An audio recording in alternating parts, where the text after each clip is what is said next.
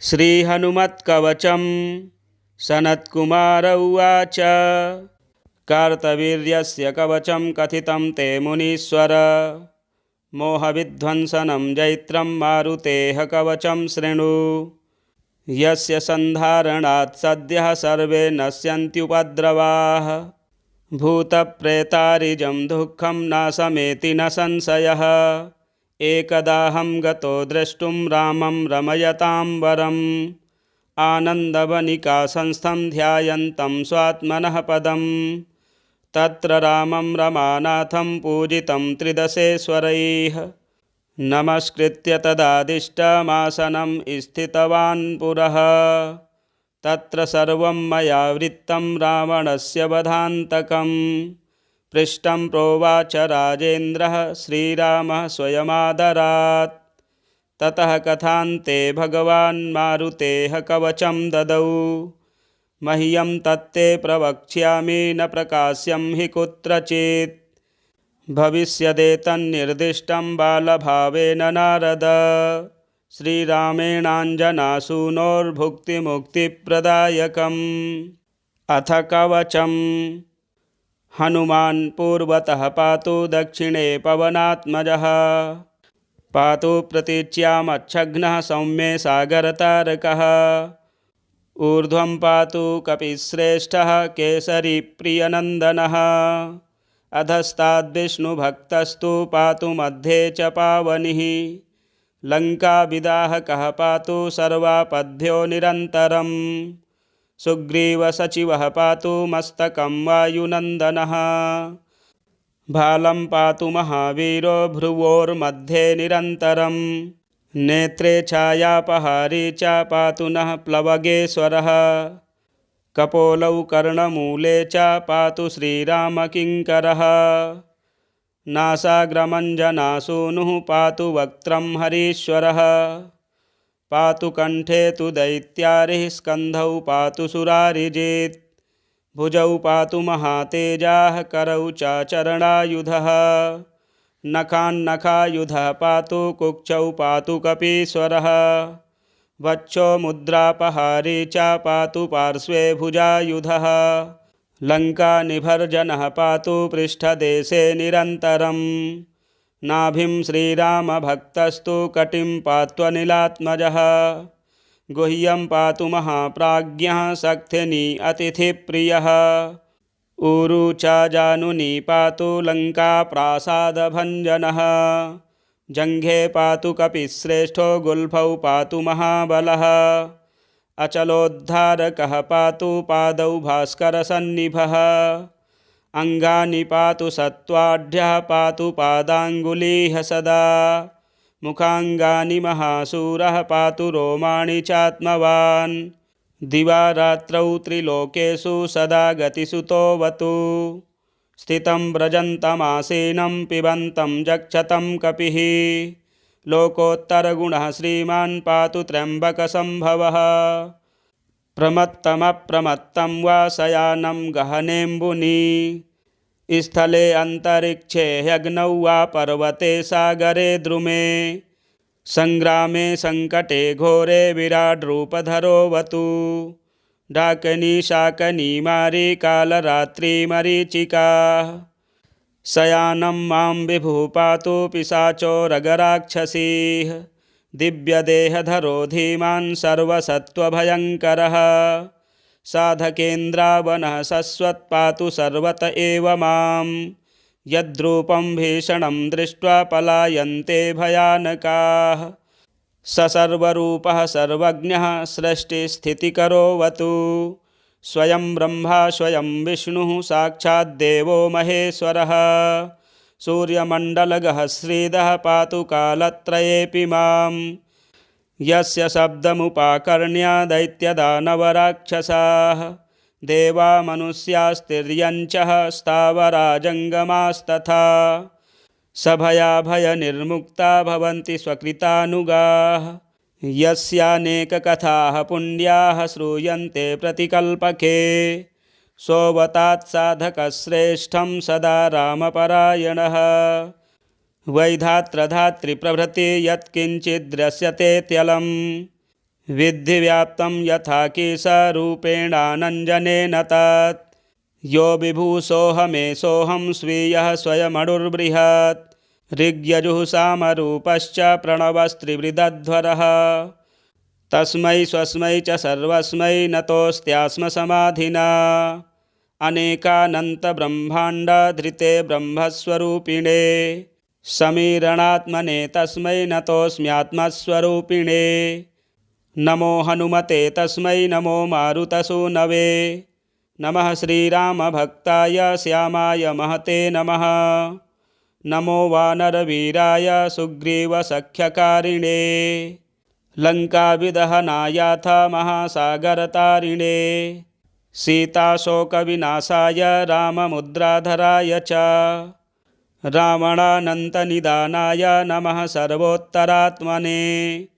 मेघनादमखध्वंसकारणाय नमो नमः अशोकवनविध्वंसकारिणे जयदायिने वायुपुत्राय वीराय आकाशोदरगामिने वनपालशिरश्छेत्रे लङ्काप्रासादभञ्जिने ज्वलत्काञ्चनवर्णाय दीर्घलाङ्गूलधारिणे सौमित्रिजयदात्रे च रामदूताय ते नमः अक्षस्य वधकर्त्रे च ब्रह्मशस्त्रनिवारिणे लक्ष्मणाङ्गमहाशक्तिजाताक्षतविनाशिने रक्षोघ्नाय रिपुघ्नाय भूतघ्नाय नमो नमः ऋक्षवानरवीरौघप्रासादाय नमो नमः परसैन्यबलघ्नाय शस्त्रास्त्रघ्नाय ते नमः विषघ्नाय द्विषघ्नाय भयघ्नाय नमो नमः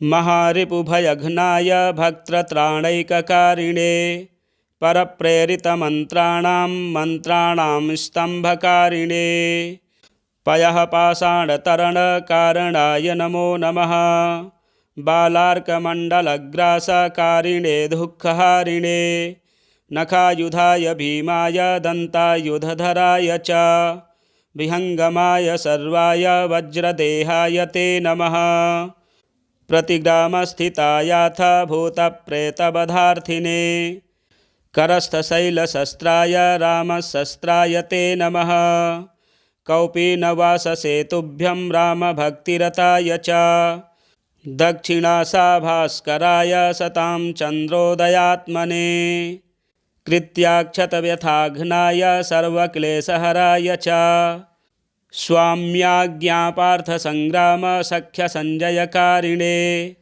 भक्तानां दिव्यवादेषु सङ्ग्रामे जयकारिणे किल्किलार्वकाराय घोरशब्दकराय च सर्वाग्निव्याधिसंस्तम्भकारिणे भयहारिणे सदा वनफलाहारसन्तृप्ताय विशेषतः महार्णवशिलाबद्धसेतुबन्धाय ते नमः फलश्रुतिः इत्येतत् कथितं विप्रमारुतेः कवचं शिवं यस्मै कस्मै न दातव्यं रक्षणीयं प्रयत्नतः अष्टगन्धैर्विलिख्याथ कवचं धारयेत्तु यः कण्ठे वा दक्षिणे बाहौ जयस्तस्य पदे पदे किं पुनर्बहुनोक्तेन साधितं लक्ष्यमादरात् प्रजप्तमेतत्कवचमसाध्यं चापि साधयेत् सनत्कुमार उवाच कार्तवीर्यस्य कवचं कथितं ते मुनीश्वर मोहविध्वंसनं जैत्रं मारुतेः कवचं शृणु यस्य सन्धारणात् सद्यः सर्वे नश्यन्त्युपद्रवाः भूतप्रेतारिजं दुःखं नाशमेति न संशयः एकदाहं गतो द्रष्टुं रामं रमयतां वरम् आनन्दवनिकासंस्थं ध्यायन्तं स्वात्मनः पदं तत्र रामं रमानाथं पूजितं त्रिदशेश्वरैः नमस्कृत्य तदादिष्टमासनं स्थितवान् पुरः तत्र सर्वं मया वृत्तं रावणस्य वधान्तकं पृष्टं प्रोवाच राजेन्द्रः श्रीरामः स्वयमादरात् ततः कथान्ते भगवान् मारुतेः कवचं ददौ मह्यं तत्ते प्रवक्ष्यामि न प्रकाश्यं हि कुत्रचित् भविष्यदेतन्निर्दिष्टं बालभावेन नारद श्रीरामेणाञ्जनासूनोर्भुक्तिमुक्तिप्रदायकम् अथ कवचम् हनुमान् पूर्वतः पातु दक्षिणे पवनात्मजः पातु प्रतीच्यामच्छघ्नः सौम्ये सागरतारकः ऊर्ध्वं पातु कपिश्रेष्ठः केसरीप्रियनन्दनः अधस्ताद्विष्णुभक्तस्तु पातु मध्ये च पावनिः लङ्काविदाहकः पातु सर्वापद्भ्यो निरन्तरम् सुग्रीवसचिवः पातु मस्तकं वायुनन्दनः भालं पातु महावीरो भ्रुवोर्मध्ये निरन्तरम् नेत्रे छायापहारी च पातु नः प्लवगेश्वरः कपोलौ कर्णमूले च पातु श्रीरामकिङ्करः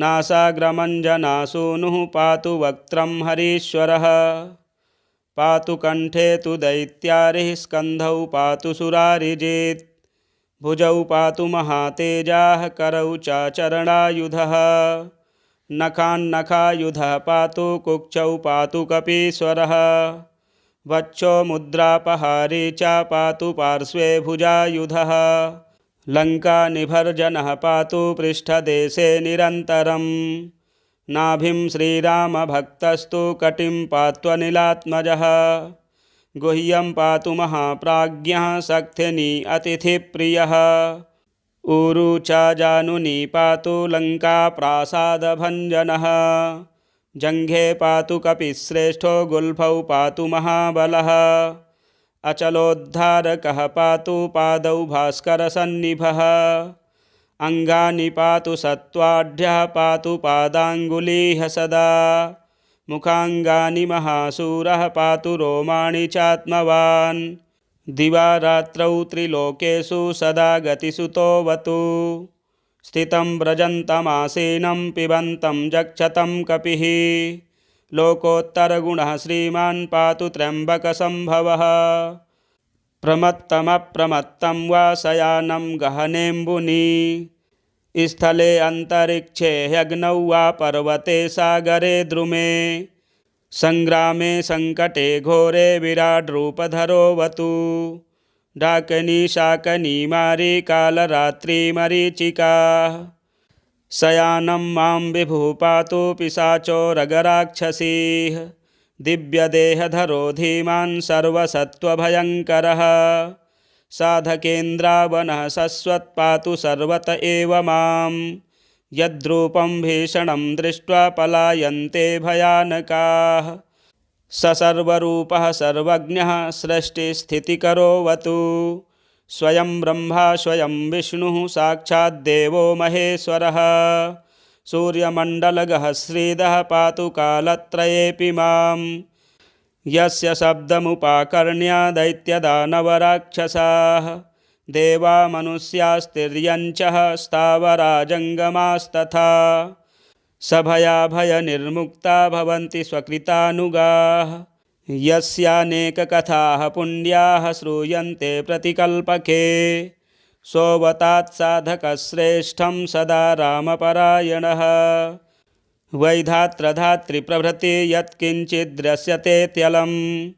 विद्धि व्याप्तं यथा कीशरूपेणानञ्जनेन तत् यो विभूषोऽहमेषोऽहं स्वीयः स्वयमणुर्बृहत् ऋग्यजुः सामरूपश्च प्रणवस्त्रिवृदध्वरः तस्मै स्वस्मै च सर्वस्मै नतोऽस्त्यास्म समाधिना अनेकानन्तब्रह्माण्डधृते ब्रह्मस्वरूपिणे समीरणात्मने तस्मै नतोऽस्म्यात्मस्वरूपिणे नमो हनुमते तस्मै नमो मारुतसूनवे नमः श्रीरामभक्ताय श्यामाय महते नमः नमो वानरवीराय सुग्रीवसख्यकारिणे लङ्काविदहनायाथ महासागरतारिणे सीताशोकविनाशाय राममुद्राधराय च रावणानन्तनिदानाय नमः सर्वोत्तरात्मने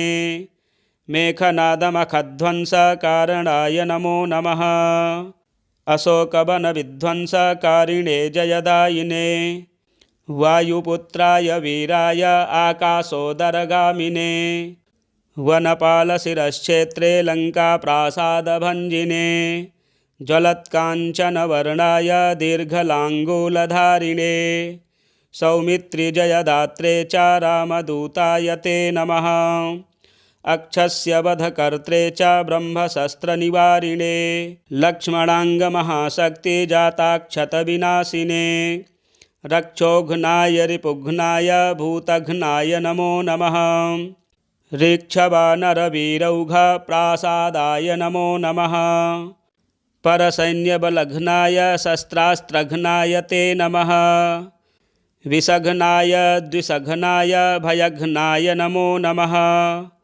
महारिपुभयघ्नाय भक्तत्राणैककारिणे परप्रेरितमन्त्राणां मन्त्राणां स्तम्भकारिणे पयः पाषाणतरणकारणाय नमो नमः बालार्कमण्डलग्रासकारिणे दुःखहारिणे नखायुधाय भीमाय दन्तायुधधराय च विहङ्गमाय सर्वाय वज्रदेहाय ते नमः प्रतिग्रामस्थितायाथ भूतप्रेतवधार्थिने करस्थशैलशस्त्राय रामशस्त्राय ते नमः कौपीनवाससेतुभ्यं रामभक्तिरताय च दक्षिणासाभास्कराय सतां चन्द्रोदयात्मने कृत्याक्षतव्यथाघ्नाय सर्वक्लेशहराय च स्वाम्याज्ञापार्थसङ्ग्रामसख्यसञ्जयकारिणे भक्तानां दिव्यवादेषु सङ्ग्रामे जयकारिणे किल्किलार्वकाराय घोरशब्दकराय च सर्वाग्निव्याधिसंस्तम्भकारिणे भयहारिणे सदा वनफलाहारसन्तृप्ताय विशेषतः महार्णवशिलाबद्धसेतुबन्धाय ते नमः फलश्रुतिः इत्येतत्कथितं विप्रमारुतेः कवचं शिवं यस्मै कस्मै न दातव्यं रक्षणीयं प्रयत्नतः अष्टगन्धैर्विलिख्याथ कवचं धारयेत्तु यः कण्ठे वा दक्षिणे बाहौ जयस्तस्य पदे पदे किं पुनर्बहुनोक्तेन साधितं लक्ष्यमादरात् प्रजप्तमेतत्कवचमसाध्यं चापि साधयेत् सनत्कुमार उवाच कार्तवीर्यस्य कवचं कथितं ते मुनीश्वर मोहविध्वंसनं जैत्रं मारुतेः कवचं शृणु यस्य सन्धारणात् सद्यः सर्वे नश्यन्त्युपद्रवाः भूतप्रेतारिजं दुःखं नाशमेति न संशयः एकदाहं गतो द्रष्टुं रामं रमयतां वरम् आनन्दवनिकासंस्थं ध्यायन्तं स्वात्मनः पदं तत्र रामं रमानाथं पूजितं त्रिदशेश्वरैः नमस्कृत्य तदादिष्टमासनं स्थितवान् पुरः तत्र सर्वं मया वृत्तं रावणस्य वधान्तकं पृष्टं प्रोवाच राजेन्द्रः श्रीरामः स्वयमादरात् ततः कथान्ते भगवान् मारुतेः कवचं ददौ मह्यं तत्ते प्रवक्ष्यामि न प्रकाश्यं हि कुत्रचित् भविष्यदेतन्निर्दिष्टं बालभावेन नारद श्रीरामेणाञ्जनासूनोर्भुक्तिमुक्तिप्रदायकम् अथ कवचम् हनुमान् पूर्वतः पातु दक्षिणे पवनात्मजः पातु प्रतीच्यामच्छघ्नः सौम्ये सागरतारकः ऊर्ध्वं पातु कपिश्रेष्ठः केसरीप्रियनन्दनः अधस्ताद्विष्णुभक्तस्तु पातु मध्ये च पावनिः लङ्काविदाहकः पातु सर्वापद्भ्यो निरन्तरम् सुग्रीवसचिवः पातु मस्तकं वायुनन्दनः भालं पातु महावीरो भ्रुवोर्मध्ये निरन्तरं नेत्रे छायापहारी च पातु नः प्लवगेश्वरः कपोलौ कर्णमूले च पातु श्रीरामकिङ्करः नासाग्रमञ्जनासूनुः पातु वक्त्रं हरीश्वरः पातु कण्ठे तु दैत्यारिः स्कन्धौ पातु सुरारिजित् भुजौ पातु महातेजाः करौ च चरणायुधः नखान्नखायुधः पातु कुक्षौ पातु कपीश्वरः वक्षो मुद्रापहारी च पातु पार्श्वे भुजायुधः लङ्कानिभर्जनः पातु पृष्ठदेशे निरन्तरम् नाभिं श्रीरामभक्तस्तु कटिं पात्वनिलात्मजः गुह्यं पातु महाप्राज्ञः शक्तिनी अतिथिप्रियः ऊरू च जानुनी पातु लङ्काप्रासादभञ्जनः जङ्घे पातु कपिश्रेष्ठो गुल्फौ पातु महाबलः अचलोद्धारकः पातु पादौ भास्करसन्निभः अङ्गानि पातु सत्त्वाढ्यः पातु पादाङ्गुलीः सदा मुखाङ्गानि महाशूरः पातु रोमाणि चात्मवान् दिवा रात्रौ त्रिलोकेषु सदा गतिसुतोऽवतु स्थितं व्रजन्तमासीनं पिबन्तं जक्षतं कपिः लोकोत्तरगुणः श्रीमान् पातु त्र्यम्बकसम्भवः प्रमत्तमप्रमत्तं वा शयानं गहनेऽम्बुनि स्थले अन्तरिक्षे ह्यग्नौ वा पर्वते सागरे द्रुमे संग्रामे संकटे घोरे विराड्रूपधरोऽवतु डाकनी शाकनी मारी कालरात्रिमरीचिकाः शयानं मां विभुः पातु पिशाचोरगराक्षसीः दिव्यदेहधरो धीमान् सर्वसत्त्वभयङ्करः साधकेन्द्रावनः शश्वत्पातु सर्वत एव मां यद्रूपं भीषणं दृष्ट्वा पलायन्ते भयानकाः स सर्वरूपः सर्वज्ञः सृष्टिस्थितिकरोऽवतु स्वयं ब्रह्मा स्वयं विष्णुः साक्षाद्देवो महेश्वरः सूर्यमण्डलगः श्रीदः पातु कालत्रयेऽपि मां यस्य शब्दमुपाकर्ण्य दैत्यदानवराक्षसाः देवा मनुष्यास्तिर्यञ्चः स्थावरा जङ्गमास्तथा सभयाभयनिर्मुक्ता भवन्ति स्वकृतानुगाः यस्यानेककथाः पुण्याः श्रूयन्ते प्रतिकल्पके सोऽवतात्साधकश्रेष्ठं सदा रामपरायणः वैधात्रधातृप्रभृति यत्किञ्चिद्दृश्यतेत्यलं विद्धि व्याप्तं यथा कीशरूपेणानञ्जनेन तत् यो विभूषोऽहमेषोऽहं स्वीयः स्वयमणुर्बृहत् ऋग्यजुः सामरूपश्च प्रणवस्त्रिवृदध्वरः तस्मै स्वस्मै च सर्वस्मै नतोऽस्त्यास्म समाधिना अनेकानन्तब्रह्माण्डधृते ब्रह्मस्वरूपिणे समीरणात्मने तस्मै नतोऽस्म्यात्मस्वरूपिणे नमो हनुमते तस्मै नमो मारुतसूनवे नमः श्रीरामभक्ताय श्यामाय महते नमः नमो वानरवीराय सुग्रीवसख्यकारिणे लङ्काविदहनायाथ महासागरतारिणे सीताशोकविनाशाय राममुद्राधराय च रावणानन्तनिदानाय नमः सर्वोत्तरात्मने मेघनादमखध्वंसकारणाय नमो नमः अशोकवनविध्वंसकारिणे जयदायिने वायुपुत्राय वीराय आकाशोदरगामिने वनपालशिरश्क्षेत्रे लङ्काप्रासादभञ्जिने ज्वलत्काञ्चनवर्णाय दीर्घलाङ्गूलधारिणे सौमित्रिजयदात्रे च रामदूताय ते नमः अक्षस्य वधकर्त्रे च ब्रह्मशस्त्रनिवारिणे लक्ष्मणाङ्गमहाशक्तिजाताक्षतविनाशिने रक्षोघ्नाय रिपुघ्नाय भूतघ्नाय नमो नमः ऋक्षवानरवीरौघप्रासादाय नमो नमः परसैन्यबलघ्नाय शस्त्रास्त्रघ्नाय ते नमः विषघ्नाय द्विषघ्नाय भयघ्नाय नमो नमः महारिपुभयघ्नाय भक्तत्राणैककारिणे परप्रेरितमन्त्राणां मन्त्राणां स्तम्भकारिणे पयः पाषाणतरणकारणाय नमो नमः। बालार्कमण्डलग्रासकारिणे दुःखहारिणे नखायुधाय भीमाय दन्तायुधधराय च विहङ्गमाय सर्वाय वज्रदेहाय ते नमः।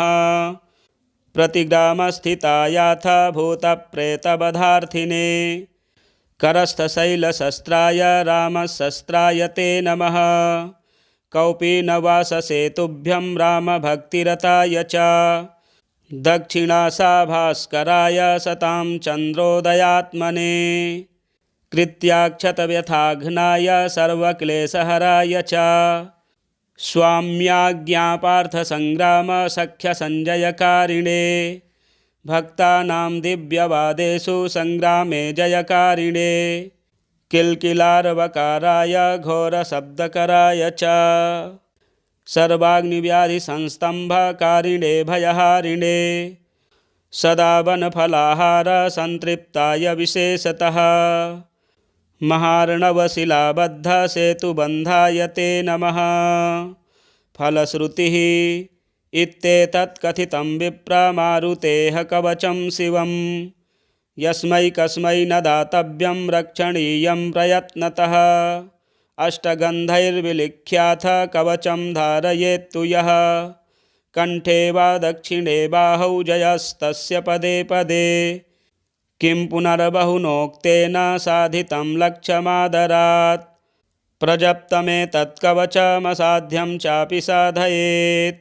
नत्कुमार उवाच कार्तवीर्यस्य कवचं कथितं ते मुनीश्वर मोहविध्वंसनं जैत्रं मारुतेः कवचं शृणु यस्य सन्धारणात् सद्यः सर्वे नश्यन्त्युपद्रवाः भूतप्रेतारिजं दुःखं नाशमेति न संशयः।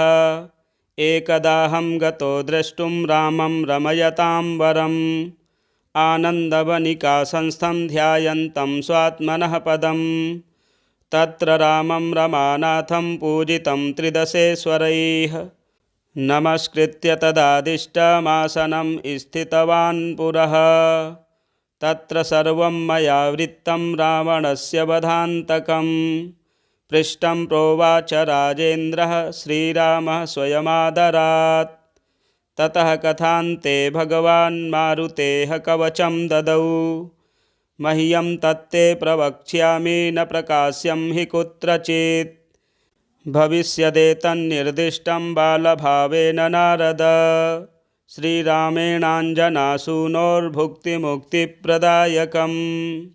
अथ कवचम् हनुमान् पूर्वतः पातु दक्षिणे पवनात्मजः पातु प्रतीच्यामच्छघ्नः सौम्ये सागरतारकः ऊर्ध्वं पातु कपिश्रेष्ठः केसरीप्रियनन्दनः अधस्ताद्विष्णुभक्तस्तु पातु मध्ये च पावनिः लङ्काविदाहकः पातु सर्वापद्भ्यो निरन्तरम् सुग्रीवसचिवः पातु मस्तकं वायुनन्दनः भालं पातु महावीरो भ्रुवोर्मध्ये निरन्तरम् नेत्रे छायापहारी च पातु नः प्लवगेश्वरः कपोलौ कर्णमूले च पातु श्रीरामकिङ्करः नासाग्रमञ्जनासूनुः पातु वक्त्रं हरीश्वरः पातु कण्ठे तु दैत्यारिः स्कन्धौ पातु सुरारिजित्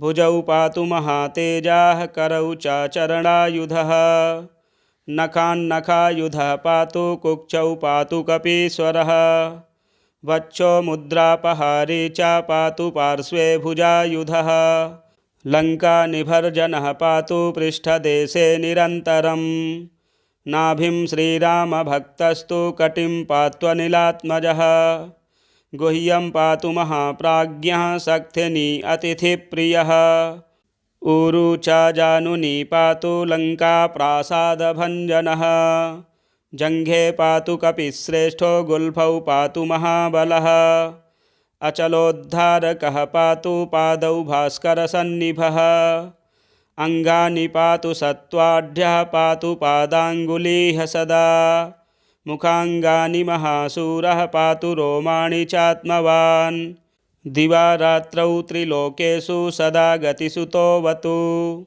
स्थितं व्रजन्तमासीनं पिबन्तं जक्षतं कपिः लोकोत्तरगुणः श्रीमान् पातु त्र्यम्बकसम्भवः प्रमत्तमप्रमत्तं वा शयानं गहनेऽम्बुनि स्थले अन्तरिक्षे ह्यग्नौ वा पर्वते सागरे द्रुमे संग्रामे संकटे घोरे विराड्रूपधरोऽवतु डाकिनी शाकिनी मारी कालरात्रिमरीचिका शयानं मां विभुः पातु पिशाचो रगराक्षसीः दिव्यदेहधरो धीमान् सर्वसत्त्वभयङ्करः साधकेन्द्रावनः शश्वत् पातु सर्वत एव मां यद्रूपं भीषणं दृष्ट्वा पलायन्ते भयानकाः स सर्वरूपः सर्वज्ञः सृष्टिस्थितिकरोऽवतु स्वयं ब्रह्मा स्वयं विष्णुः साक्षाद्देवो महेश्वरः सूर्यमण्डलगः श्रीदः पातु कालत्रयेऽपि मां यस्य शब्दमुपाकर्ण्य दैत्यदानवराक्षसाः देवा मनुष्यास्तिर्यञ्च स्थावरा जङ्गमास्तथा सभयाभयनिर्मुक्ता भवन्ति स्वकृतानुगाः यस्यानेककथाः पुण्याः श्रूयन्ते प्रतिकल्पके सोऽवतात् साधकश्रेष्ठं सदा रामपरायणः वैधात्रधातृप्रभृति यत्किञ्चिद्दृश्यते त्यलं विद्धि व्याप्तं यथा केशरूपेणानञ्जनेन तत् यो विभूषोऽहमेषोऽहं स्वीयः स्वयमणुर्बृहत् ऋग्यजुः सामरूपश्च प्रणवस्त्रिवृदध्वरः तस्मै स्वस्मै च सर्वस्मै नतोऽस्त्यास्म समाधिना अनेकानन्तब्रह्माण्डधृते ब्रह्मस्वरूपिणे समीरणात्मने तस्मै नतोऽस्म्यात्मस्वरूपिणे नमो हनुमते तस्मै नमो मारुतसूनवे नमः श्रीरामभक्ताय श्यामाय महते नमः नमो वानरवीराय सुग्रीवसख्यकारिणे लङ्काविदहनायाथ महासागरतारिणे सीताशोकविनाशाय राममुद्राधराय च रावणानन्तनिदानाय नमः सर्वोत्तरात्मने मेघनादमखध्वंसकारणाय नमो नमः अशोकवनविध्वंसकारिणे जयदायिने वायुपुत्राय वीराय आकाशोदरगामिने वनपालशिरश्छेत्रे लङ्काप्रासादभञ्जिने ज्वलत्काञ्चनवर्णाय दीर्घलाङ्गूलधारिणे सौमित्रिजयदात्रे च रामदूताय ते नमः अक्षस्य वधकर्त्रे च ब्रह्मशस्त्रनिवारिणे लक्ष्मणाङ्गमहाशक्तिजाताक्षतविनाशिने रक्षोघ्नाय रिपुघ्नाय भूतघ्नाय नमो नमः ऋक्षवानरवीरौघप्रासादाय नमो नमः परसैन्यबलघ्नाय शस्त्रास्त्रघ्नाय ते नमः विषघ्नाय द्विषघ्नाय भयघ्नाय नमो नमः महारिपुभयघ्नाय भक्तत्राणैककारिणे परप्रेरितमन्त्राणां मन्त्राणां स्तम्भकारिणे पयः पाषाणतरणकारणाय नमो नमः बालार्कमण्डलग्रासकारिणे दुःखहारिणे नखायुधाय भीमाय दन्तायुधधराय च विहङ्गमाय सर्वाय वज्रदेहाय ते नमः प्रतिग्रामस्थितायाथ भूतप्रेतवधार्थिने करस्थशैलशस्त्राय रामशस्त्राय ते नमः कौपीनवाससेतुभ्यं रामभक्तिरताय च दक्षिणासाभास्कराय सतां चन्द्रोदयात्मने कृत्याक्षतव्यथाघ्नाय सर्वक्लेशहराय च स्वाम्याज्ञापार्थसङ्ग्रामसख्यसञ्जयकारिणे भक्तानां दिव्यवादेषु सङ्ग्रामे जयकारिणे किल्किलार्वकाराय घोरशब्दकराय च सर्वाग्निव्याधिसंस्तम्भकारिणे भयहारिणे सदा वनफलाहार संतृप्ताय विशेषतः महार्णवशिलाबद्ध सेतुबन्धाय ते नमः। फलश्रुतिः इत्येतत् कथितं विप्रमारुतेः कवचं शिवम् यस्मै कस्मै न दातव्यं रक्षणीयं प्रयत्नतः अष्टगन्धैर्विलिख्याथ कवचं धारयेत्तु यः कण्ठे वा दक्षिणे बाहौ जयस्तस्य पदे पदे किं पुनर्बहुनोक्तेन साधितं लक्ष्यमादरात् प्रजप्तमेतत्कवचमसाध्यं चापि साधयेत्। सनत्कुमार उवाच कार्तवीर्यस्य कवचं कथितं ते मुनीश्वर मोहविध्वंसनं जैत्रं मारुतेः कवचं शृणु यस्य सन्धारणात् सद्यः सर्वे नश्यन्त्युपद्रवाः भूतप्रेतारिजं दुःखं नाशमेति न संशयः एकदाहं गतो द्रष्टुं रामं रमयतां वरम् आनन्दवनिकासंस्थं ध्यायन्तं स्वात्मनः पदम् तत्र रामं रमानाथं पूजितं त्रिदशेश्वरैः नमस्कृत्य तदादिष्टमासनं स्थितवान् पुरः तत्र सर्वं मया वृत्तं रावणस्य वधान्तकम् पृष्टं प्रोवाच राजेन्द्रः श्रीरामः स्वयमादरात् ततः कथान्ते भगवान् मारुतेः कवचं ददौ मह्यं तत्ते प्रवक्ष्यामि न प्रकाश्यं हि कुत्रचित् भविष्यदेतन्निर्दिष्टं बालभावेन नारद श्रीरामेणाञ्जनासूनोर्भुक्तिमुक्तिप्रदायकम्।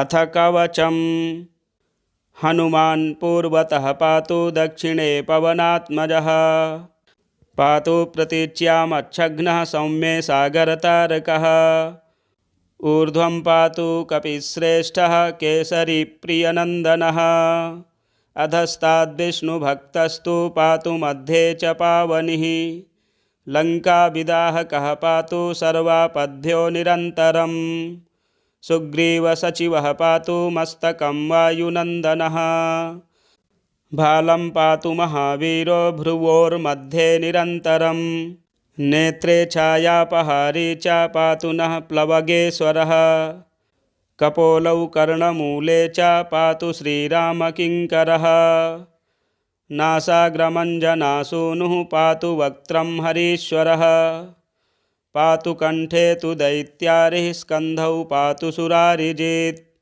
भुजौ पातु महातेजाः करौ च चरणायुधः नखान्नखायुधः पातु कुक्षौ पातु कपीश्वरः वक्षो मुद्रापहारी च पातु पार्श्वे भुजायुधः लङ्कानिभर्जनः पातु पृष्ठदेशे निरन्तरम् नाभिं श्रीरामभक्तस्तु कटिं पात्वनिलात्मजः गुह्यं पातु महाप्राज्ञः शक्तिनी अतिथिप्रियः ऊरु च जानुनी पातु लङ्काप्रासादभञ्जनः जङ्घे पातु कपिश्रेष्ठो गुल्फौ पातु महाबलः अचलोद्धारकः पातु पादौ भास्करसन्निभः अङ्गानि पातु सत्त्वाढ्यः पातु पादाङ्गुलीः सदा मुखाङ्गानि महाशूरः पातु रोमाणि चात्मवान् दिवारात्रौ त्रिलोकेषु सदा गतिसुतोऽवतु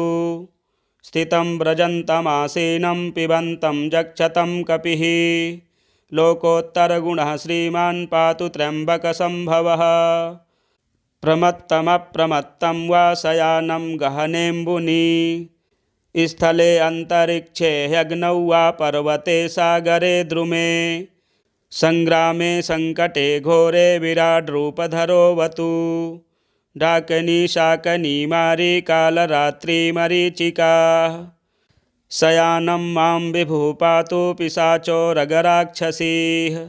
दिव्यदेहधरो धीमान् सर्वसत्त्वभयङ्करः साधकेन्द्रावनः शश्वत्पातु सर्वत एव मां यद्रूपं भीषणं दृष्ट्वा पलायन्ते भयानकाः स सर्वरूपः सर्वज्ञः सृष्टिस्थितिकरोऽवतु स्वयं ब्रह्मा स्वयं विष्णुः साक्षाद्देवो महेश्वरः सूर्यमण्डलगः श्रीदः पातु कालत्रयेऽपि माम् यस्य शब्दमुपाकर्ण्य दैत्यदानवराक्षसाः देवा मनुष्यास्तिर्यञ्चः स्थावरा जङ्गमास्तथा सभयाभयनिर्मुक्ता भवन्ति स्वकृतानुगाः यस्यानेककथाः पुण्याः श्रूयन्ते प्रतिकल्पके सोऽवतात् साधकश्रेष्ठं सदा रामपरायणः वैधात्रधातृप्रभृति यत्किञ्चिद्दृश्यते त्यलं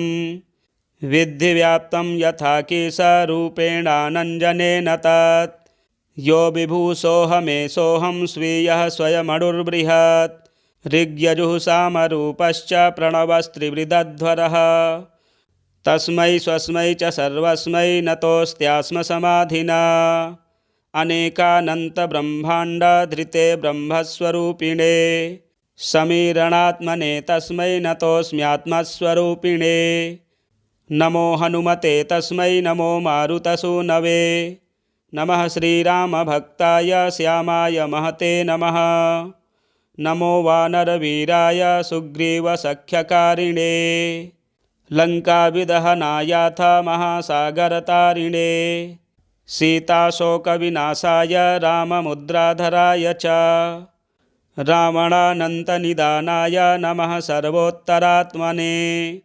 मेघनादमखध्वंसकारणाय नमो नमः अशोकवनविध्वंसकारिणे जयदायिने वायुपुत्राय वीराय आकाशोदरगामिने वनपालशिरश्छेत्रे लङ्काप्रासादभञ्जिने ज्वलत्काञ्चनवर्णाय दीर्घलाङ्गूलधारिणे सौमित्रिजयदात्रे च रामदूताय ते नमः अक्षस्य वधकर्त्रे च ब्रह्मशस्त्रनिवारिणे लक्ष्मणाङ्गमहाशक्तिजाताक्षतविनाशिने रक्षोघ्नाय रिपुघ्नाय भूतघ्नाय नमो नमः ऋक्षवानरवीरौघप्रासादाय नमो नमः परसैन्यबलघ्नाय शस्त्रास्त्रघ्नाय ते नमः विषघ्नाय द्विषघ्नाय भयघ्नाय नमो नमः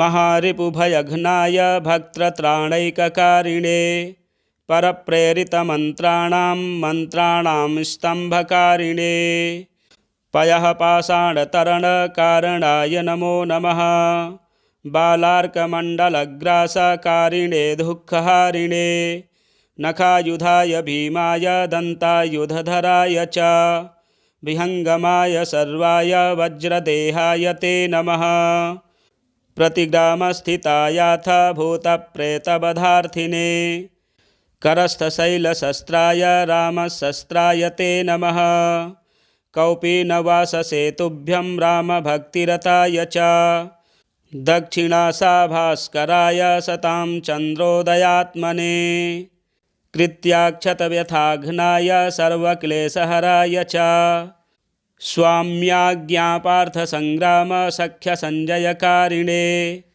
भक्तानां दिव्यवादेषु सङ्ग्रामे जयकारिणे किल्किलार्वकाराय घोरशब्दकराय च सर्वाग्निव्याधिसंस्तम्भकारिणे भयहारिणे सदा वनफलाहारसन्तृप्ताय विशेषतः महार्णवशिलाबद्धसेतुबन्धाय ते नमः फलश्रुतिः इत्येतत्कथितं विप्रमारुतेः कवचं शिवं यस्मै कस्मै न दातव्यं रक्षणीयं प्रयत्नतः अष्टगन्धैर्विलिख्याथ कवचं धारयेत्तु यः कण्ठे वा दक्षिणे बाहौ जयस्तस्य पदे पदे किं पुनर्बहुनोक्तेन साधितं लक्ष्यमादरात् प्रजप्तमेतत्कवचमसाध्यं चापि साधयेत् श्रीबृहन्नारदीयपुराणे पूर्वभागे बृहदुपाख्याने तृतीयपादे हनुमत्कवचनिरूपणम्। जय जय श्री हनुमदार्पणमस्तु। प्रिय दर्शकों, यह कवच बहुत ही प्रभावशाली है। मंगलवार के दिन इस कवच का पाठ करने से निश्चित ही हनुमान जी की कृपा से असाध्य कार्य सिद्ध हो जाते हैं, सफलता प्राप्त होती है। आप इसका पाठ अवश्य श्रवण करें। हमारे चैनल में नए हैं तो चैनल को भी सब्सक्राइब करें, वीडियो शेयर करें, लाइक करें। मिलते हैं अगले वीडियो में। जय श्री राम।